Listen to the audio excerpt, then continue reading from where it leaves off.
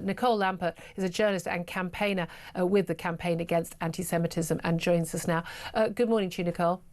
Hi, thank you for having me on today, Thank Julia. you so much, and I follow your Twitter feed, and it is absolutely extraordinary what we have seen on social media, what we've seen on our streets, on university campuses and the like. Just run us through some of the things that people thought it was appropriate to do on the anniversary of the worst massacre of Jews since the Holocaust. Well, at almost every university, we've had people outside screaming, celebrating, calling for more Intifada. It should be said that, you know, these claim to be pro-Palestinian people, but they're quite the opposite, because if they were pro-Palestinians, they would be calling for peace. You don't hear any call for peace. You hear calls for Intifada, revolution, more war. We've had that outside universities. We've had that in the streets of London.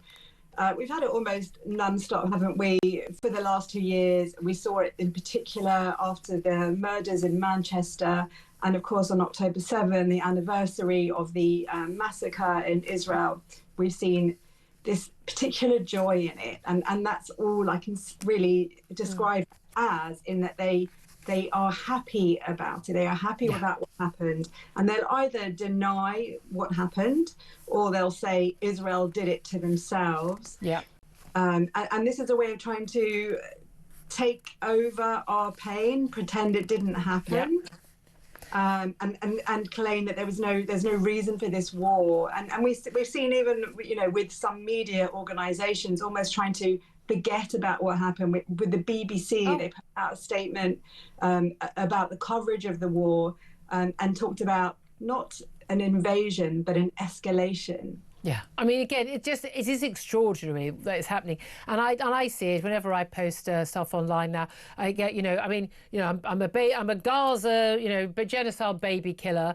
I'm taking £7,000 for every posting. I mean, you and I are making an absolute fortune if that's the case, are we not, Nicole? Yeah, exactly. If only.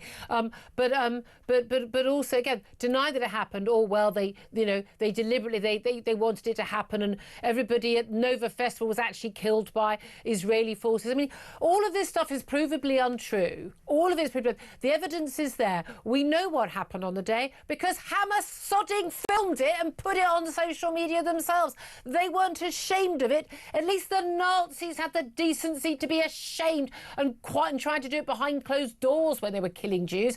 This lot, they're literally like proud as punch about it.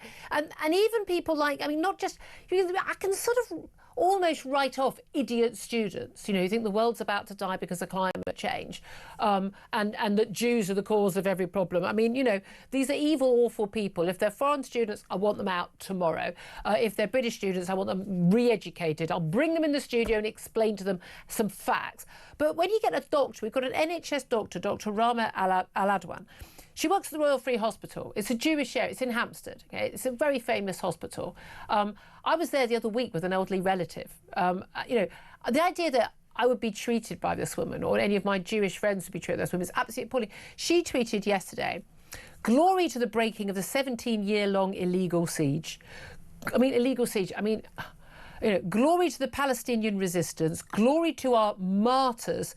And the Al-Aqsa flood, Palestine, Gaza, and then a heart. And with the picture, we've got it up there, with the picture of one of the diggers that broke through the fence between Gaza and Palestine to allow murderous, raping, hostage-taking terrorists through to slaughter innocent people. She's still employed by the NHS. She's allowed to treat patients, paid for by the taxpayer. What do you make of that? Well, I mean, she's not working at the Royal Free anymore. Well, thank God for that. I'm not sure where she's working, but a few weeks ago, the GMC, they did attempt to have her licence suspended, and she was put before a medical tribunal. And the medical tribunal, and this obviously what she said yesterday is something else, but she's been saying this sort of stuff for months. They said that this was down to her free speech. So that is the extent, and it did lead to Wes Streeting a couple of weeks ago saying there's a problem within the NHS. But yeah, well then he's sort the it guy in out. charge. Yeah, He's the guy in charge. But actually, this week I've been investigating some of the root causes of this sort of language and what's happening. I wrote a piece in the Telegraph. I'm going to do a kind of version on my Substack, and it's about what we're seeing in our society and how anti-Semitism drives societies crazy. Yeah. And this is a kind of Soviet ideology, and that's what we're seeing on our streets. So Zionism is therefore everything that's bad in the world is Zionism. Zionism is apartheid, it's genocide, all of these things that we know anyone can look at and see is not true. Yeah. And so this isn't just about Jews, this is about destabilizing our society. And I think a lot of people don't get that. I say this is a rot at the heart of Western societies, Western civilization and our liberal democratic values. But also, again, people not realizing how much this is being pushed by, the Russian bots, by the Chinese bots, by the Iranian bots. This is a multi-million pound operation. We're told, oh no, the Israelis are paying all these influences.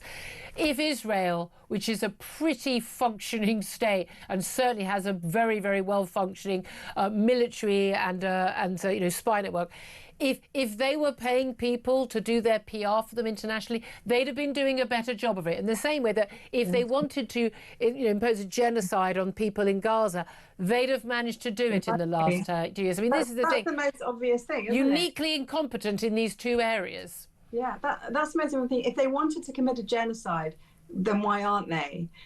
Even the most obvious, it's just the most obvious thing, isn't it? And it's very tragic that thousands of people have been killed in this war. But a genocide is something completely different. If Israel wanted to commit a genocide, it would have done it on October 8th. There would be no Palestinians left in Gaza because it has the military capability to do that. But still, these lies, they're pushed. And the interesting thing is that they're pushed via Hamas to the UN and then repeated on the BBC and all these channels, and then it's repeated and repeated and repeated, and people say, oh, but the UN said it. And the BBC said it.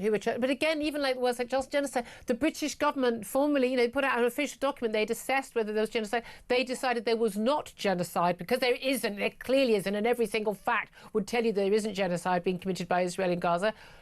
But you can't get a cabinet minister to say that, because they know they've got a vote here. I mean, it's a numbers game. I wrote this in The Sun last week. It's a numbers game. 4 million Muslims in this country, large number of whom feel very strongly about the Gaza issue. We saw that with the election last year, 5 Gaza MPs, and then you've got, 300,000 plus Jews in this country, or less than that. There you go. There's your numbers. It's as simple as that. This is a numbers game as opposed to being on the side of right or wrong. But when can I come back to just universities? Because I am so horrified by what's happening in universities. And I know 18-year-olds, Jewish girls, who've basically been talked out of going to certain universities because they know they won't feel safe there, even though it's of course they want to study at a good university, but they cannot be guaranteed, particularly London campuses, they cannot be guaranteed to be safe. The intimidation is so strong. That is so beyond unacceptable to me in this country, in this day and age. What can universities do about it? Or are the university authorities part of the problem? They're massively part of the problem. I've been speaking to a group of academics, in particular in Edinburgh, who are absolutely despairing that even just on university property, there are signs calling for revolution, Intifada, and they've tried to take it down, and the university authorities completely deny it. Yeah, and Intifada means the mass killing of Jews. That's what it means. Exactly. So there are some universities that are handling it better, and I have to say, so Leeds, where my son is and where I went, they were pretty awful for about 18 months that students took over entire buildings. Yesterday, what happened was, although you had students outside the building, they were kettled by the police and weren't allowed to kind of cause terror amongst the many students. But you're absolutely right that there have always been universities that Jews will tend to go towards because they're regarded as safer. Even when I was at university, this was the case. But that's the Jewish Society. And this is kind of what I'm saying, that this is although we're seeing like the height of the problem now, what we're seeing is 30, 40 years of work that has been going on. So when I was at university, and you probably, Julia, there were people that were starting this, that were going on about Israel being an apartheid. No, genuinely, never saw any of it. Never saw. I mean, I'm probably older than you, to be fair. This has happened since then. Nicole, I'm going to have to leave you there. You keep up with the fantastic work. Do have a look at her Substack, that Telegraph article, journalist campaigner with the campaign against anti-Semitism. Nicole Lampert, thank you so much for joining us.